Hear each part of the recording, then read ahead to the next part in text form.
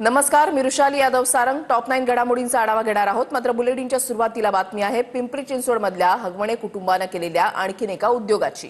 घरातील सुनांना जनावरांप्रमाणे वागणूक देणाऱ्या हगवणे कुटुंबाने जनावरांसाठी मात्र खास कार्यक्रमाचं आयोजन केलेलं होतं। हगवणे कुटुंबियांच्या एका लाडक्या बैलाचा वाढदिवस होता आणि त्यासाठी मोठ्या कार्यक्रमाचं आयोजन करण्यात आलं।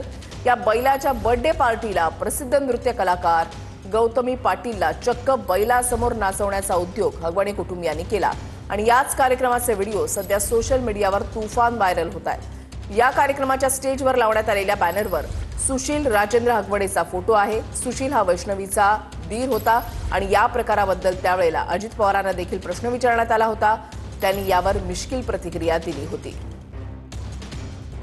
की बैला समोर नाचेल नाही तर आणखीन कुणासमोर नाचेल, तुला काय त्रास होतो?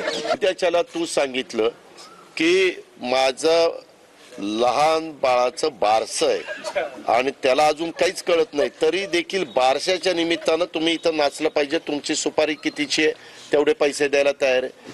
तिचं काम आहे, ती ते करणार। त्याच्यावर तिला सांगितलं असेल बैलाचा कदाचित वाढदिवस असेल किंवा बैल पोळ्याच्या बैलाच्या रेसमध्ये गाडा बैलामध्ये पहिला आला असेल, त्याच्यावर मालक म्हणला असेल तू पहिला ये, तुला